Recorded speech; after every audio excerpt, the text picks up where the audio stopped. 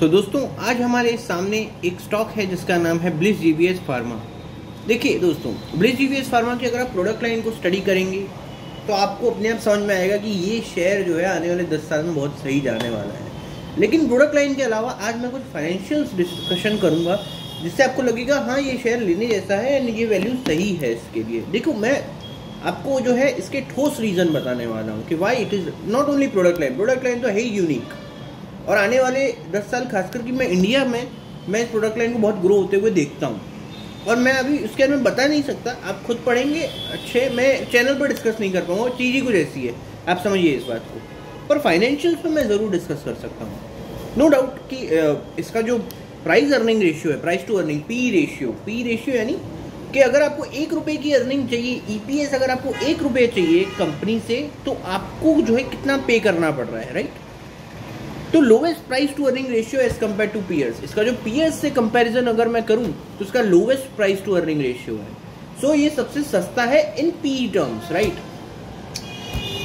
अभी इसमें एक नया अपडेट है कि क्यू बेसिस पे, यानी पिछले जून से लेके वाई बेसिस पे पिछले जून से लेके इस जून तक अगर मैं कंपेयर करूं तो सेल्स में एक अच्छा इजाफा है, अ गुड राइज। बट इसमें कैच है, इसमें कैच ये है कि नेट प्रॉफिट्स पर इतना कुछ ज़्यादा इम्पैक्ट नहीं आया है पिछले जून के कंपैरिजन में। क्योंकि फार्मा की जो कॉस्ट एस्केलेशन हो रहा है, फार्मा मटेरियल कॉस्ट या कोई भी मटेरियल कॉस्ट, आपको पता है इसमें सालों से इन्फ्लेशन बहुत रैम्पेंट है क्योंकि लिक्विडिटी बहुत बढ़ गई थी मार्केट्स में, पूरी इकोनॉमी में लिक्विडिटी जो है बहुत बढ़ गई थी, इसके से इन्फ्लेशन बहुत तेज़ हो गया और raw material cost per rising.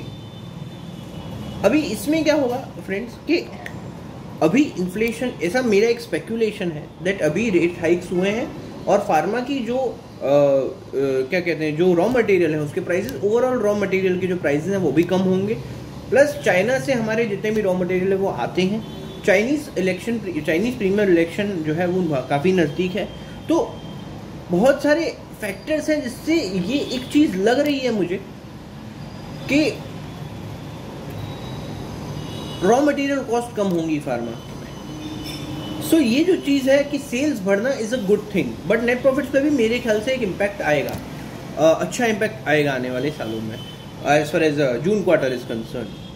अब इसमें क्या है कि एक और मैं आपसे एक कंसर्न शेयर करना चाहता हूँ कि नेट प्रॉफिट्स जो है, नेट प्रॉफिट्स हर साल कम हो रहे हैं इसके। लेकिन इसमें जो है गौर करने वाली बात ये है कि डिविडेंड पे आउट जो है ये कंपनी ऑल्टर कर रही है और ये इंश्योर कर रही है कि अगर पिछले साल शेयर होल्डर को 7 रुपये का डिविडेंड मिला था 70 रुपये की अर्निंग पे, तो अगर इस साल अर्निंग कम हो गई 50 रुपये, तो इस साल डिविडेंड पे आउट जो है 12% 15% हो जाएगा और तब भी शेयर होल्डर को 7 रुपये का डिविडेंड मिलेगा।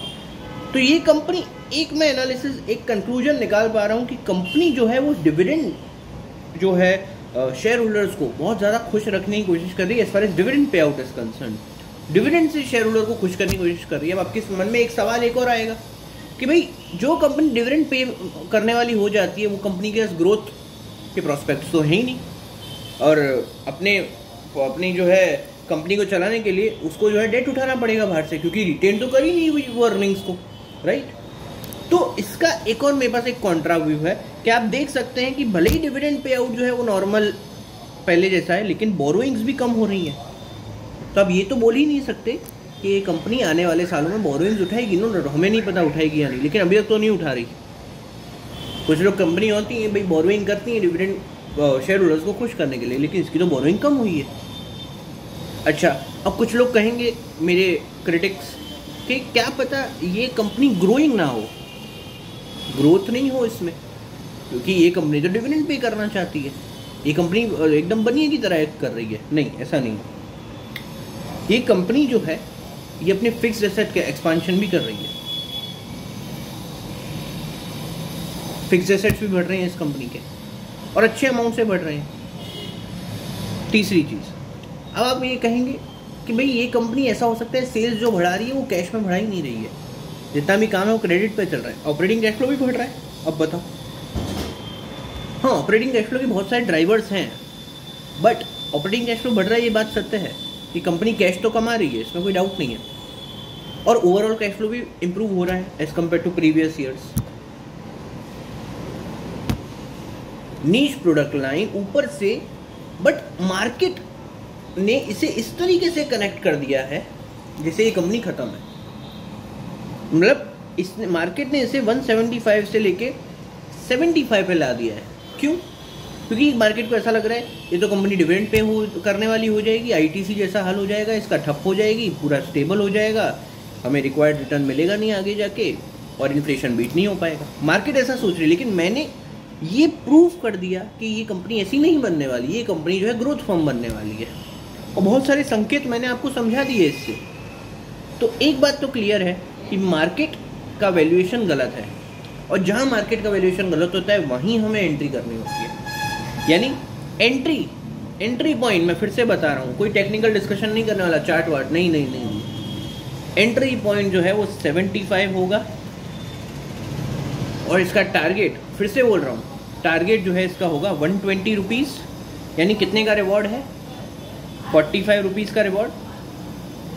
और स्टॉप लॉस जो है इसका, क्योंकि ये रिस्की बैट है, क्योंकि जो मैंने समझाया है वो अगर नहीं हुआ, यानी क्या पता ये कंपनी जैसा मार्केट सोच रही है वैसी बन जाए, तो इसमें जो फर्दर करेक्शन है वो होगा नहीं, क्योंकि मार्केट जो सोच रही थी वो ऑलरेडी मार्केट ने कर दिया है।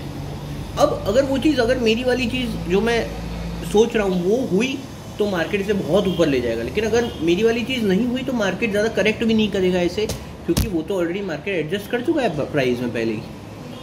तो इसका जो स्टॉप लॉस है हम थोड़ा छोटा रखेंगे, और इसका स्टॉप लॉस मेरे ख्याल से मेरा जो अंदर से जो एक कह रहा हूँ मैं, स्टॉप लॉस मेरे ख्याल से टारगेट जो 120 का होना चाहिए, और स्टॉप लॉस जो है वो 45 रुपीज़ का होना चाहिए, राइट। सो 120, 145, 75 पे एंट्री करनी है। ब्लिस जीवीएस फार्मा 75 पे एंट्री करनी है, target 120 and stop loss 45 rupees, right.